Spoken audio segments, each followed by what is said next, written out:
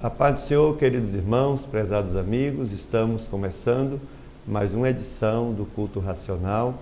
Estamos felizes com o Senhor, porque Ele tem sido assim, o galardoador da nossa fé, né? Grandes bênçãos o Senhor tem nos dado, tem nos coroado, né, com a sua presença. É uma honra para nós termos a presença do Ser Divino, do Senhor Jesus, do Espírito Santo de Deus, do Deus Pai em nossas vidas. Isso é uma alegria eterna que só a graça nos dá essa entrada, né, a essa dimensão maravilhosa, e nós vivemos nessa dimensão, na dimensão da graça. É a igreja do Senhor Jesus que está trilhando aqui na terra uma trajetória como peregrina, mas cheia da presença do Senhor, marchando em vitória. A vitória que emerge da cruz e da ressurreição de Jesus Cristo sobre o mundo, sobre o pecado, sobre Satanás e suas agências.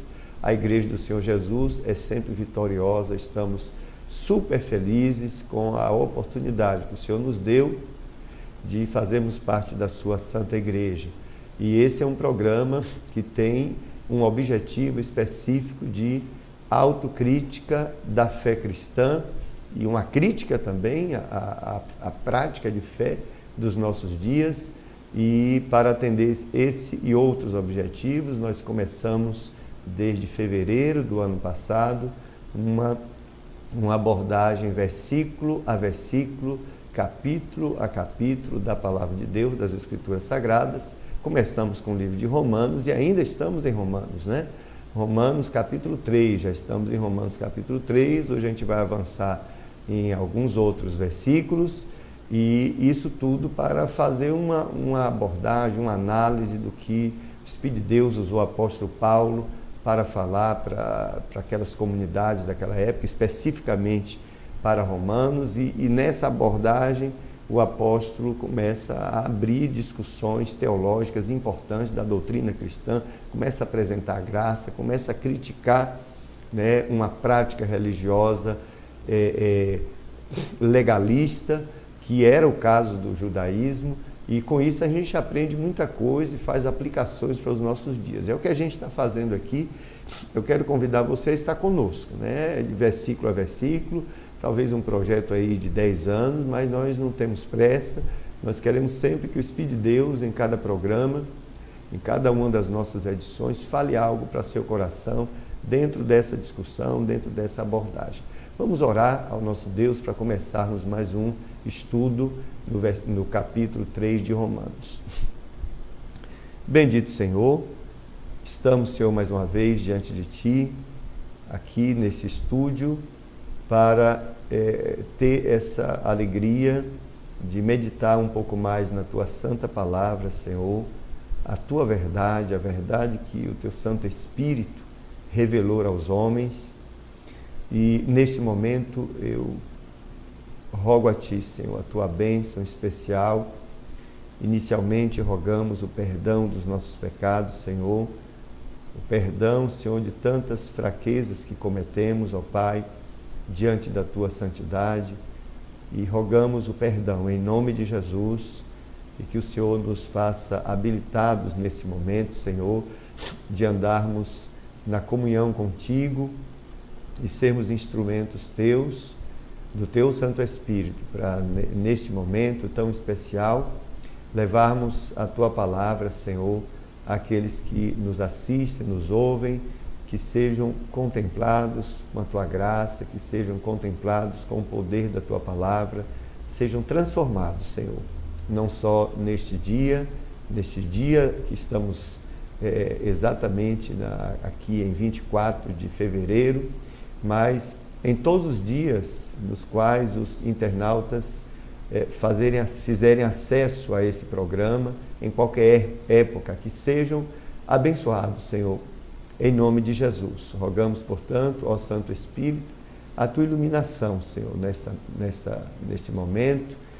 Senhor, a unção especial, que o Senhor possa nos dar toda a direção, Senhor, falar profundamente, e que nada que seja dito aqui tenha a intenção das nossas vaidades, Senhor, tem a intenção humana de macular aquilo que o Senhor está falando na sua palavra, Senhor.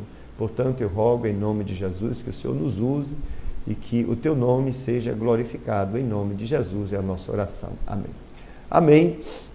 Eu também gostaria de convidar você para uma leitura do capítulo 3, alguns versículos do capítulo 3 da carta de Paulo aos Romanos. Aqui está escrito no versículo 1: qual é logo a vantagem do judeu, ou qual a utilidade da circuncisão? Muita, em toda maneira, porque primeiramente as palavras de Deus lhe foram confiadas. Pois que, se alguns forem incrédulos, a sua incredulidade aniquilará a fidelidade de Deus? De maneira nenhuma. Sempre seja Deus verdadeiro e todo homem mentiroso, como está escrito, para que sejas justificado em tuas palavras e venças quando fores julgado. E se a nossa justiça for causa da justiça de Deus, que diremos? Porventura será Deus injusto, trazendo ira sobre nós? Falo como homem. De maneira nenhuma. De outro modo, como julgará Deus o mundo? Mas, se pela minha mentira abundou mais a verdade de Deus, para a glória sua, por que sou eu ainda julgado também como pecador? E por que não dizemos, como somos blasfemados e como alguns dizem que dizemos, façamos males para que venham bens, a condenação desses é justa. Eu vou ficar por aqui. Hoje a gente vai fazer uma abordagem envolvendo aí versículos 5, 6, 7 e 8.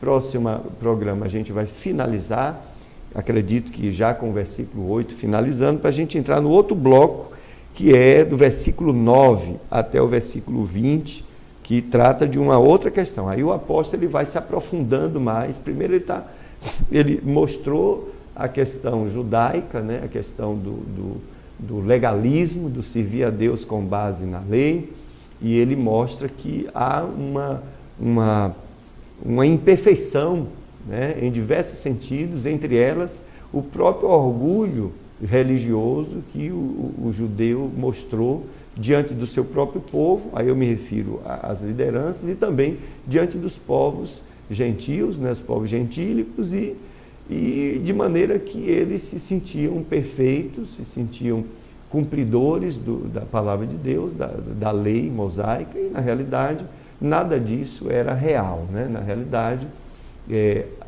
tratava-se de uma hipocrisia religiosa que não tinha sustentação diante da justiça de Deus revelada. Eles reivindicavam a circuncisão, reivindicavam algumas vantagens, que de fato eles tinham algumas vantagens, e nós discutimos as vantagens aqui, só para dizer, foi aos judeus que Deus revelou a sua lei. Foi dos judeus que saiu o Redentor do mundo. Jesus Cristo saiu da raiz do povo hebreu, dos judeus. E outros. Foi a esse povo que Deus deu os seus oráculos. Os profetas falaram dentro da nação de Israel. As escrituras sagradas do Antigo Testamento, todas verdadeiras. O Novo Testamento foram escritos com uma ou outra exceção, mas escritos, na maioria dos casos, por judeus que se converteram. Paulo era um judeu, era um rabino, e que se converteu e escreveu diversas cartas do Novo Testamento. Então, há um mérito sim, há uma vantagem sim, mas não para ser colocada como competindo com a justiça de Deus. Já que eu tenho essa vantagem, já que Deus me escolheu, então agora eu sou melhor do que todo mundo, e agora eu estou num estado de perfeição, nem vou ser julgado, mas o mundo vai, porque eu sou melhor do que o mundo. Esse foi o grande erro. Eles usaram dessa vantagem para desobediência, inclusive. Ficou claro aqui, ao longo do capítulo 2, a denúncia dos pecados que existiam ali, não só pecados escondidos, mas pecados explícitos dos próprios líderes do judaísmo, ao ponto do apóstolo dizer que os gentios blasfemavam do nome de Deus por causa da prática de fé daquelas pessoas. E agora no versículo, ou no capítulo 3, começa a se introduzir um pouquinho mais a questão da justiça de Deus, porque, lamentavelmente, havia, paralelo a esse raciocínio judaico de que eram melhores do que os demais povos e toda essa hipocrisia religiosa, havia um raciocínio muito ruim, né? Que nós vamos mostrar aqui, nós vamos denunciar, que é o que o apóstolo Paulo faz, entre muitos mestres judaicos, né? Do judaísmo, um raciocínio mesquinho, que era o seguinte, vamos lá: em que sentido o pecado do homem exalta ou justifica a justiça de Deus? Esse era um argumento. Aí, quando se faz essas perguntas do versículo 5 até o 8, né, está dito o seguinte, ó, em tese, o que é que eles pensavam? Alguns que pensavam desse jeito: bom, se o meu pecado faz com que a justiça de Deus seja exaltada, então o meu pecado, olha que raciocínio mundano, perverso, mas existia dentro daquele grupo religioso. Se o meu pecado exalta, né, a justiça de Deus, né, faz com que a fidelidade de Deus apareça, faz com que a verdade de Deus apareça, faz com que a justiça de Deus apareça, então o meu pecado está prestando um serviço, né, observe, a Deus. Então ele não deve ser considerado. Olha que absurdo, né, se pensava. Agora, por que pensavam assim? Porque eles rejeitavam a graça de Deus, eles rejeitavam o fato do Senhor ter sempre convidado os homens para servi-lo, para ter um relacionamento com ele com base na graça e não com base na lei. E a gente vai ver exatamente isso.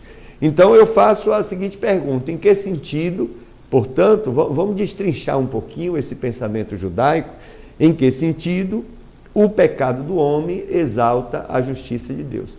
E é claro que Paulo, por isso que ele diz falo como homem, porque ele está usando um raciocínio que existia na época, e ele conhecia muito bem, porque ele era rabino, ele foi rabino, ele sabia como muitos rabinos pensavam. Por isso que ele coloca entre parênteses aí, falo como homem, porque ele está fazendo o papel daquele judeu ímpio, daquele judeu injusto, que estava questionando a Deus, né? Por isso que ele coloca entre parênteses, falo como homem. Então, em que sentido o pecado do homem exalta a justiça de Deus? Vamos destrinchar, né, o que está escrito aqui nesses versículos. Então, o pecado do homem exalta sim a justiça de Deus, né? Justifica sim a justiça de Deus, primeiro, através do contraste, né?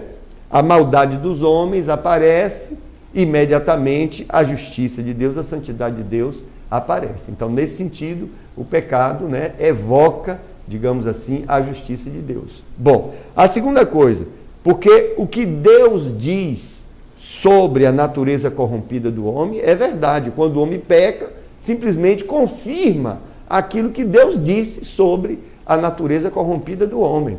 Terceiro, o juízo de Deus contra o pecado, portanto, é necessário e é justo.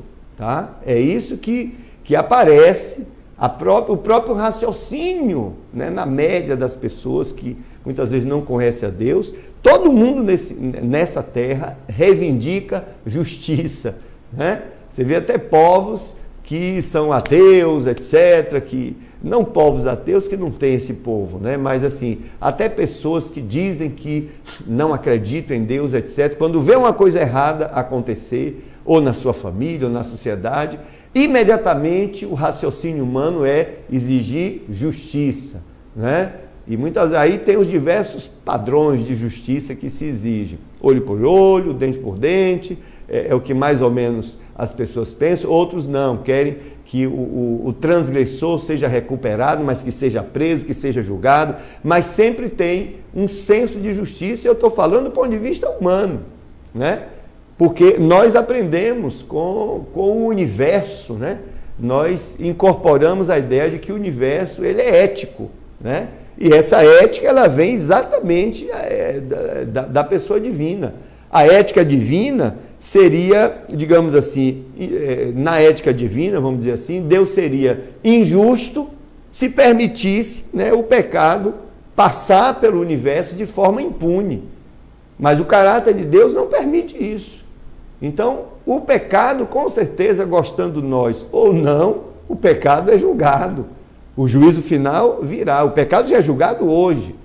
E lá no final, da história da humanidade haverá o juízo final, onde todos os povos serão julgados. Isso faz parte da ética divina, porque a santidade de Deus, o caráter de Deus, não lhe permite, não é da natureza de Deus, do Deus Santo, dono do universo, o Criador de todas as coisas, passar a mão na cabeça do pecado. Quem faz isso somos nós. Até o sistema religioso faz isso, era o caso dos judeus, mas Deus não. Então, nesse sentido, o pecado, ele também mostra, né, que é necessário e justo que a justiça de Deus apareça. Tá? Bom, e portanto, aqueles judeus injustos e incrédulos que estavam com esse argumento de que seu pecado estava prestando um serviço a Deus, vamos dizer assim, não tinham razão nenhuma para supor que Deus não os julgasse, porque a ideia era eles não serem julgados. Percebam o que é que o sistema religioso faz, que é convencer Deus de que nós somos mais justos do que Ele, ao ponto de até os nossos delitos que Deus tolere, porque os nossos delitos estão mostrando a justiça de Deus, né, quando Deus se manifesta. Então, isso é uma verdadeira aberração. Então, Paulo, ele denuncia um pensamento judaico, né, que poucos discutem isso, mas existia esse pensamento mesquinho, né, contra o próprio Deus. Que coisa terrível. Né? Quer dizer, no meio de uma religião que pressupostamente, né, se exaltava a Deus, reverenciava a Deus, etc., existia um nicho ali de homens poderosos que raciocinavam desse jeito. Né? E Paulo sabia muito bem, porque ele veio de lá de dentro. E aqui quando ele está começando a abordar a questão de que todo homem pecou, tanto o judeu quanto o gentil, e aí ele vai apresentar agora a doutrina da graça. Ele já deu alguns toques, né, no capítulo 1, capítulo 2, mas ainda não entramos de maneira assim densa na doutrina da graça. Mas Paulo já começa a introduzir, porque ele sabia que os judeus não aceitavam a doutrina da graça. Tá? E muitos de nós hoje, com os nossos sistemas religiosos, né, com os nossos dogmas, na prática, a gente termina também rejeitando a doutrina da graça. E a gente vai ver que isso é verdade. Bom, agora, Deus é responsável pelo mal? É uma outra pergunta que está inserida aqui nessa discussão. Claro que não. Deus apenas permitiu o mal acontecer no universo, né? E o mal entrou aqui na Terra porque foi uma opção do homem. Mas Deus não abandonou o homem, né, à mercê aí do domínio do mal. Deus mandou, desde o início, o Senhor mandou um recurso para livrar o homem dessa ditadura do mal que opera aqui no mundo. O seu Filho Jesus Cristo, né, ele veio exatamente para libertar o homem desses tentáculos do mal que o domina. Né? Mas a agência do mal, ela está aí porque Deus permitiu, tá? E vamos estudar um pouquinho essa questão, tá? Porque o mal está aqui no mundo por um desígnio. Né? Observe que lá nas esferas celestiais, quando uma equipe, né, de anjos, né, um conglomerado de anjos se rebelam contra Deus, eles terminam surgindo entre eles essa agência do mal que se levanta contra Deus, contra a vontade de Deus, contra os desígnios de Deus. E essa agência encontra espaço aqui na face da terra, diante da família humana, e corrompe essa família humana. Deus sabia que o homem entraria, né, nesse engodo, mas Deus preveniu o homem e deu poder ao homem para vencer o mal. Mas o homem optou em seguir a diretriz do mal e se tornou escravo do mal, e a humanidade está aí por causa disso. A humanidade mergulha, vive mergulhada numa sopa de maldade, né? O mundo jaz no maligno, exatamente por causa da decisão da própria humanidade em dar mais crédito ao mal do que crédito a Deus, e foi isso que aconteceu. Contudo, o Senhor, por questões da legalidade, né, o mal estava preso fora do reino dos homens, mas os homens permitiram que esse mal entrasse aqui na terra.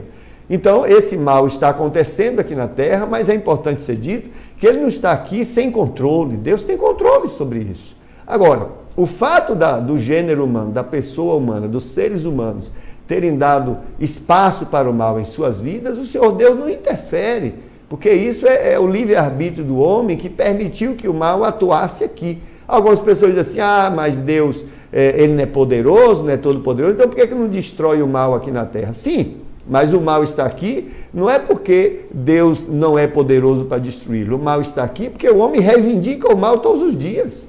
E Deus deixou o homem livre para fazer isso. Deus não fez o homem escravo da vontade dele. Deus deixou o homem livre. E é o homem que reivindica o mal. É o homem que se distancia de Deus. E por conta disso, o mal tem poder na sua vida. Então, o mal está aqui por uma permissão que Deus dá. Inclusive está aqui porque o homem convidou a estar aqui. Agora, o Senhor, que é bom e maravilhoso, já estabeleceu, nos seus desígnios, no seu projeto, o Senhor já estabeleceu o fim do mal. Nós estamos passando, a história da humanidade está acontecendo, mas ela tem um fim. E nesse fim, o Senhor já declarou na sua palavra que o mal será exterminado. Então o mal está aqui, inclusive, cumprindo esse desígnio. O mal está aqui fazendo o seu papel, mas em nada está interferindo na soberania de Deus. Agora, o Senhor providenciou, ainda aqui nessa terra, ao longo da história do homem, Deus providenciou um projeto de uma nova humanidade que marcha vitoriosa sobre o mal. Essa humanidade se chama Igreja do Senhor Jesus. Observe que o Senhor deu alternativa sim para vencermos o mal. Aquele mal que me escravizava, aquela agência maligna que me escravizava minha família, eu não tinha como escapar, me torturava 24 horas. Hoje, a igreja, em nome de Jesus, expulsa esse mal. É ela que agora tem autoridade sobre esse mal, porque a autoridade é do nome de Jesus.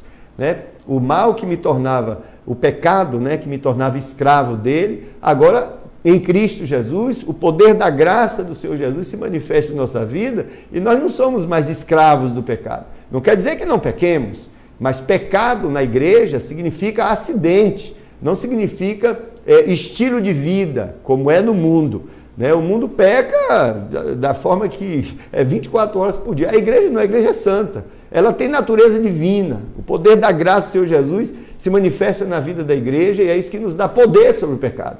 Então, observe que o Senhor providenciou uma redenção, providenciou um remédio contra o pecado e contra o mal. Esse remédio se chama redenção em Cristo Jesus. E você, querido internauta, você só terá vitória sobre o mal se você estiver em Cristo Jesus. É através de Jesus Cristo, Cristo em nossas vidas, que nós temos poder sobre o mal, poder sobre as trevas, e não vivemos mais como escravos, vivemos livres. E Jesus disse, se pois o Filho de Deus nos libertar, verdadeiramente sereis livres. Deus nos deixa livres, nos tira do império do pecado, do mal, nos tira dessa escravidão e nos torna livres. Pense no escravo que recebeu uma carta de alforria, ele agora está livre, e agora você está livre, escolha, e nós escolhemos seguir ao Senhor com liberdade.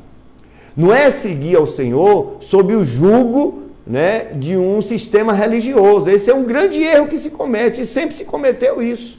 Deus liberta você, você se converte e agora você é inserido num sistema religioso, é quase natural isso acontecer, mas o sistema religioso não deveria ser um opressor, não deveria ser uma instituição que, em nome de Deus, oprimisse as pessoas. Hoje é difícil você pregar o evangelho em alguns lugares fora do Brasil, particularmente na Europa, porque quando você faz isso lá, vai pregar o evangelho, as pessoas lembram da história horrível, da parte horrível da história que a igreja fez naquele continente. Em nome de Deus, o sistema religioso oprimiu, matou, e agora vai eu, séculos depois, pregar o evangelho, pregar. Quando eles ouvem a palavra igreja, Jesus, Deus, aí começam a associar aos pecados do passado da igreja, a igreja romana, a igreja protestante também cometeu muitos erros, mas é importante ser dito que a igreja sempre teve homens fiéis, E a história, lamentavelmente, parece que esconde a fidelidade desses homens e evidencia apenas os pecados que muitos cometeram em nome de Deus. Isso é muito injusto, Mas o mundo está assim.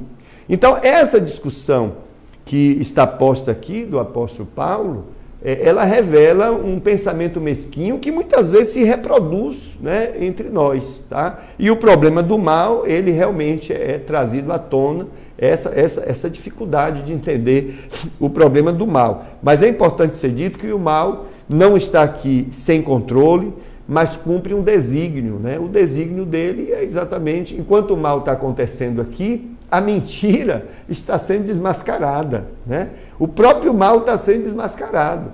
E no dia que o Senhor, no juízo final, exterminar com o mal, o que é que vai acontecer? O mundo todo, aliás, não só o mundo, todas as inteligências do universo ou dos universos, material, espiritual, vão declarar que Deus é não só justo, ou melhor, não só poderoso, mas é justo também.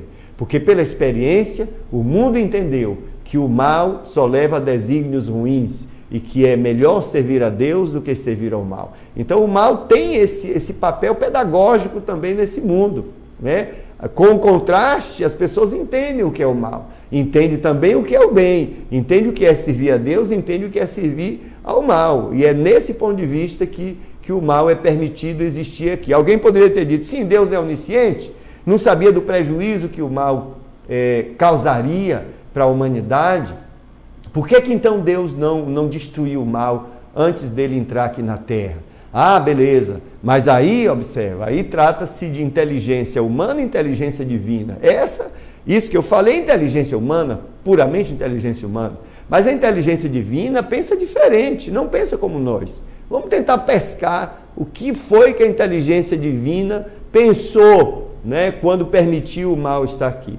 Se Deus tivesse destruído o mal logo no início, ele só teria provado para as inteligências do mundo, né, ou do universo, que ele era poderoso. Ele não teria provado necessariamente que ele era justo. Mas agora, né, depois que o mundo tem a experiência com o mal, e o mal só está aqui, volta a dizer, porque o mundo permitiu, não é porque Deus impôs o mal, mas o mundo convidou o mal, né? Então, no final, quando o mal for destruído, depois que fez o estrago aqui, por causa que os homens permitiram, aí o que é que Deus vai fazer? Vai exterminar o mal, vai julgar o mal e exterminar. Aliás, o mal já foi julgado na cruz, né? Todo o mal já foi julgado na cruz, e a sentença final vai ser lá no juízo final, né? Quer dizer, a execução da sentença, porque ele já foi sentenciado também. E lá no juízo, quando isso acontecer, todas as inteligências do universo vão declarar que o Senhor não é só todo-poderoso, mas também é justo. E no final, o Senhor será glorificado. No final, o nome de Jesus será glorificado, porque foi Ele que trouxe vitória à humanidade contra o mal. É importante que seja dito isso, e dentro desse... Isso é um projeto estupendo, né, da mente divina. Diante disso, não há nenhum argumento humano, argumento religioso, mesquinho como esse que a gente está vendo aqui. Então, os judeus que acusam a Deus de ser injusto têm compreensão, portanto, pervertida, né, e sobre a santidade de Deus. Qual era o raciocínio deles? Como eu já disse, quanto mais infiéis nós formos, mais a fidelidade de Deus vai aparecer. Olha que absurdo. Então, não, até aqui não é absurdo, né? Quanto mais infiel você for, com certeza a justiça de Deus, a santidade de Deus vai aparecer ali para denunciar, né, a sua infidelidade. Mas está dito, então se Deus se vinga da minha injustiça, ele estaria sendo injusto. Muito interessante. Deus, ele condena, né, o pecado porque o seu caráter é santo. E ele está comprometido com isso, independente de quem cometeu, tá? Ele não vai dizer assim, bom, o fato do meu caráter ter aparecido por causa do seu pecado, então eu devo um favor ao seu pecado. Não, a referência é Deus, Ele é o Senhor do universo. Somos nós que temos que prestar contas a Ele, não é Ele que tem que prestar contas a nós. Então, esse era um raciocínio maligno. Também o raciocínio é assim, se o nosso pecado ou injustiça dá motivos, né, para a graça de Deus abundar, aparecer, a Bíblia diz que onde o pecado é abundante, a graça é superabundante. Então, se o meu pecado faz a graça de Deus ser abundante, então não seria Deus injusto em nos condenar? Olha que coisa absurda, Mas, lamentavelmente, eu quero dizer para vocês que esse raciocínio existia até com uma ironia que os judeus faziam contra a doutrina da graça. Então, o nosso pecado, portanto, segundo esse raciocínio maligno, estaria prestando um grande serviço, né, à justiça de Deus. Era, claro, uma ironia que alguns rabinos faziam quando a doutrina da graça era apresentado para eles, e Paulo sabia muito bem, por isso que ele, dirigido pelo Espírito de Deus, ele coloca essa discussão como se tivesse um judeu injusto discutindo com ele. Por isso que ele coloca aqui, falo como homem, que era exatamente para caracterizar esse raciocínio escondido, observe, mas que existia no âmbito ali da liderança judaica. E, lamentavelmente, essas coisas ainda existem hoje, né? Ainda existe hoje, quando nós começarmos a fazer uma aplicação para os nossos dias. Agora, eles tinham esse raciocínio, como eu disse, porque não aceitavam a doutrina da graça. E por que não aceitavam a doutrina da graça? Porque a doutrina da graça tirava os méritos deles, né? E eles queriam servir a Deus, desde Êxodo 19, a partir dos seus próprios méritos. E os nossos méritos não têm como competir a nossa justiça, né? Escassa, a nossa justiça, que é trapo de imundície, não tem como competir com a justiça eterna e santa do nosso Deus.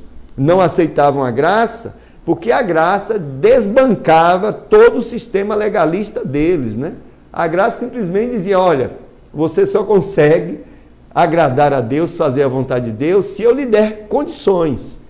Porque com o legalismo, com a tentativa de cumprir a lei mosaica, vocês estão perdidos, aliás, já estão amaldiçoados, né? Então a graça, ela desbancava um sistema religioso que era inclusive instrumento que oprimia pessoas, que enriquecia certas pessoas, né? Hoje as coisas estão sendo exatamente assim ou até pior. Certos sistemas religiosos dentro da fé cristã, estou falando aqui da fé cristã, tá? Não estou dizendo que outros sistemas não existam, né? Mas estou me referindo aqui à fé cristã. Aí eu ainda quero restringir mais, falar de nós mesmos, dos protestantes, porque eu não quero estar falando da casa dos outros, né? A menos que seja uma discussão um pouco mais geral, se couber. Mas aqui eu queria só restringir, né, a prática protestante nossa, que é a fé cristã dentro de um sistema religioso.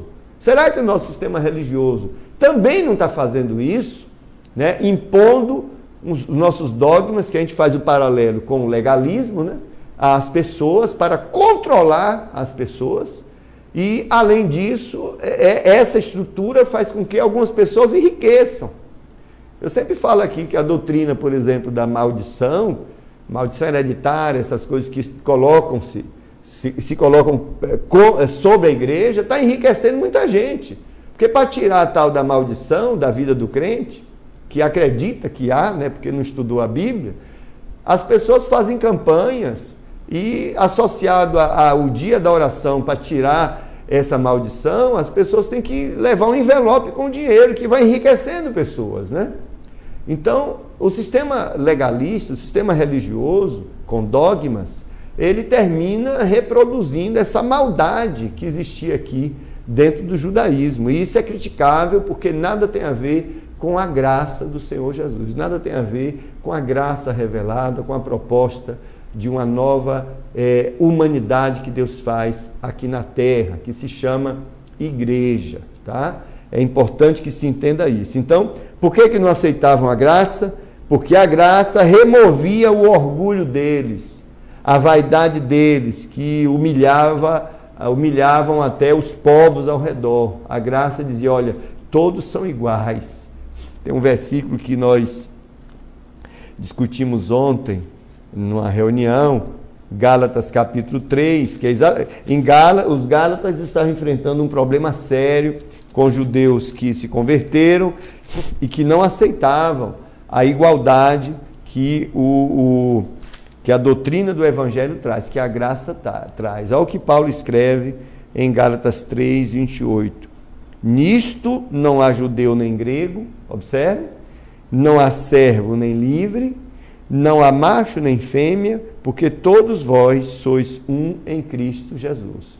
Paulo estava falando para uma igreja que estava enfrentando uma dificuldade, né, do judaísmo, de judeus que se converteram e que não aceitavam ser iguais diante de Deus, né, iguais aos gentios, aos pagãos que também se converteram. Agora eram irmãos, agora todos faziam parte do corpo de Cristo, são um em Cristo, e eles não aceitavam isso por causa do orgulho religioso lá da sua herança religiosa, e isso gerou um problema dentro da igreja de Gálatas, dos Gálatas, não só nessa igreja dos Gálatas, mas em outras igrejas. E hoje a gente faz isso também. Hoje nós temos, diante do nariz de Deus, diante da graça, diante de uma proposta divina do corpo de Cristo, né, do Evangelho de Jesus Cristo, na qual todos são iguais, nós fazemos acepção de pessoas, fazemos diferença, endeusamos pessoas. Nos nossos cultos existem privilégios,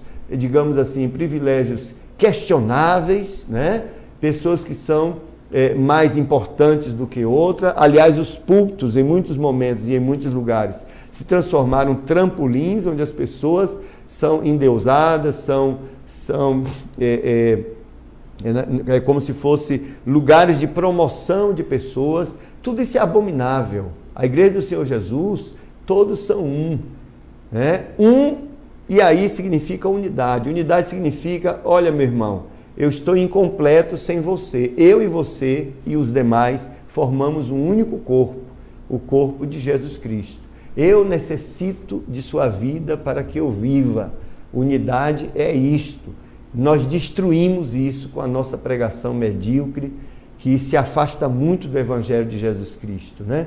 Endeusamos claramente, montamos sistemas até para controlar a igreja do Senhor Jesus. As convenções, por exemplo, eu sempre faço essa crítica, não tenho medo, porque eu mesmo, entre aspas, faço parte de uma convenção, mas a convenção, ela saiu do seu lugar, e é um alerta. Você, presidente de convenção, que estiver me ouvindo, querido irmão, querido pastor, ouça isso. Não estou aqui para lhe criticar, não estou aqui para lhe ofender. Você é meu irmão em Cristo, eu tenho que lhe amar. Mas você que está sob essa responsabilidade de presidir uma convenção, quer seja batista, assembleana, metodista, o que for, presta atenção, irmão. Se você admitir convenção como um sindicato de pastores, para tratar de questões dos irmãos que são pastores, que são líderes, eu acho que isso é completamente justificável. Agora, quando a convenção começa a sair do seu lugar e começa a ser um instrumento de controle da igreja do Senhor Jesus, impondo-lhe diversas regras, isso aí é maldito, isso aí é heresia, né? Uma convenção jamais deveria assumir essa posição, que é uma posição muito cara diante de Deus. Sabe por quê? Porque entre igreja, né, e Deus só existe um mediador, que é o Senhor Jesus. Cuidado, não podemos nos interpor nessa relação da igreja com Deus, sendo uma instituição acima, né, da igreja, que aí não há como justificar isso na palavra de Deus. Só Jesus é o mediador. A gente reclama dos católicos, que colocam os santos da igreja, coloca Maria como mediadora, né, entre os homens e Deus, mas nós estamos cometendo o mesmo pecado, até pior. Colocamos uma instituição que dá golpe político contra a igreja, golpe mesmo. Porque quando a instituição chega, uma convenção chega e muda o estatuto da igreja, para que ela tenha vantagem ali, para que ela tenha direitos para controlar a igreja, isso é golpe político, no mínimo, deveriam ser processadas. Mas, lamentavelmente, o sistema religioso chega a esse nível, né, de pretensão, até de controlar a igreja do Senhor Jesus. Observe que não estamos tão diferentes dos judeus que Paulo está, que o Espírito de Deus está usando Paulo aqui para alertar. É claro que a palavra de Deus denuncia isso para convidar a eles, né, ou convidá-los ao arrependimento, que é o que nós precisamos fazer em nome de Jesus. Esses dias não são dias de estarmos fazendo festa, não, irmão. Esses dias são dias de arrependimento. Precisamos nos arrepender em nome de Jesus. Eu preciso me arrepender, me humilhar diante do Senhor, porque a situação está hoje, a palavra de Deus está denunciando. A palavra de Deus é sempre viva, significa que ela vale na época de Cristo, vale na época de Paulo, vale nos nossos dias, com o mesmo discurso. O que Deus disse está dito, é a sua verdade. Independente da humanidade avançar, se desenvolver, tecnologia, o que for, o que Deus disse está dito. Não temos que nos mover dessa posição. Temos que nos submeter àquilo que Deus disse. Goste nós ou não, goste a nossa lógica ou não, estamos cometendo pecado sim, impondo os dogmas que nós inventamos e não pregamos a graça. Você chega em certas igrejas, se você falar de graça, as pessoas não têm dimensão do que significa isso, que elas aprenderam a servir a Deus com base no judaísmo, vamos dizer assim, com base no legalismo. Não experimentam os sabores da intimidade com o Senhor Jesus, do relacionamento com o Espírito de Deus a partir da graça. Isso é lamentável. Estamos cometendo um erro secular, um erro milenar, e Deus vai nos cobrar isso, e vai cobrar principalmente de nós que somos líderes. Estamos omitindo a palavra de Deus, né? Aquilo que a palavra de Deus diz verdadeiramente para as ovelhas do Senhor Jesus. Bom, então, os judeus não aceitavam a graça, tá? Porque declarava que Deus não é propriedade deles. Eles achavam que Deus era deles, não era dos gentios, não era só era deles.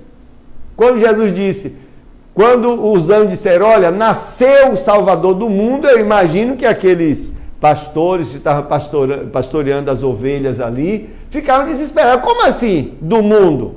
O Messias não é só nosso, não? Aí chega Jesus e diz, olha, eu sou o Messias, e Deus me enviou para morrer, pelo Deus amou o mundo de tal maneira. Aí eu imagino que as pessoas ouviram isso, como assim amou o mundo? No amor não foi só nós os judeus, não. Deus nunca disse isso para os judeus. Eles achavam que Deus era só deles, e que portanto Deus tinha obrigação com eles, até de remover o juízo, o julgamento sobre eles, porque eles eram especiais. Mas isso é a mente mesquinha humana. A mente de Deus não é assim. Deus está livre. Precisamos, irmãos inteligentes, precisamos escrever um livro. Eu tenho um título. Eu não escrevi esse livro ainda porque eu não tive tempo. Mas você, se tiver tempo, escreva. A teologia do Deus livre. Deus é livre. Não está sujeito ao nosso sistema religioso, à nossa lógica. Não podemos achar que ele tem que se submeter a nós. É nós que temos que submeter a ele. É assim que funciona. Hoje o que é que dizemos? Nós negamos a Deus para justificar os nossos sistemas religiosos, ou a nossa religião, né? Às vezes na prática a gente está negando a Deus sim. Então a lei, por exemplo, falava de vingança, tinha até a figura do vingador, vamos dizer assim. Se alguém matasse alguém da família dele, ele tinha o direito por lei, né, de ser o vingador, chegar lá e matar. A graça prega o quê, prezados? Prega a misericórdia. Olha como a graça desafia o sistema religioso. Enquanto a lei falava da execução, pecou, vamos pegar a pedra e agora vamos apedrejar. Falava da execução, a graça fala do quê? Fala do perdão, né?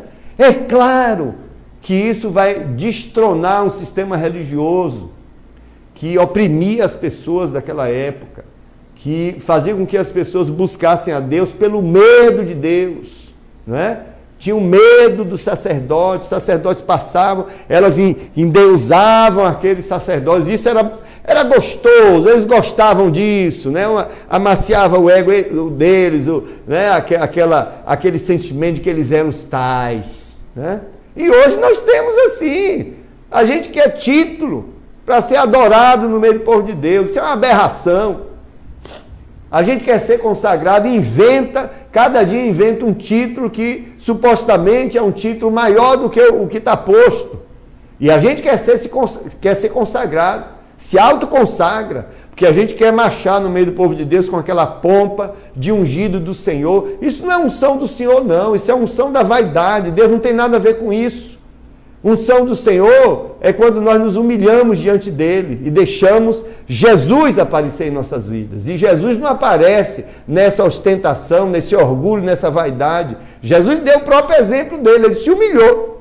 Quer ser grande? Se eu quero ser grande no meio do povo de Deus, eu devo servir mais, eu devo me humilhar mais. Quem foi que ensinou essa heresia? Quem ensinou essa heresia foi Jesus. É heresia porque nos dias de hoje não está se praticando isso, mas é a pura verdade. Se eu quero ser grande, disse o próprio Jesus, você vai ser aquele que serve mais. Então a gente fica procurando consagrações que cabe, né? Que é justificada dentro do sistema religioso. O sistema religioso faz isso, promove as pessoas, e eu quero ser endeusado e servido, mas isso é diabólico, é carnal e diabólico. Isso não é o modelo de Jesus, o modelo de sistema de Jesus. Isso é um modelo mundano que é inspirado no diabo. Realmente, lá no mundo, quem tem mais título, quem tem mais dinheiro, é servido. Eu não posso transferir isso e trazer para o âmbito da fé cristã, para o âmbito da igreja do Senhor. E isso nós fizemos.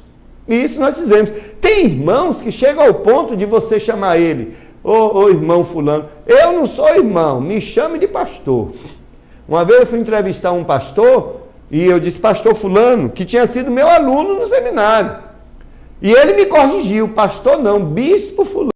Bom bispo, você tenha paciência, meu irmão. Eu só quero dizer para você, e para mim também, que eu sou pastor, que quem entra no céu são os irmãos. Porque são os irmãos que nasceram de novo. As ovelhas de Jesus. Porque tem pastor aí que diz que ele não é ovelha não, que ele é pastor. Então ele não vai para o céu.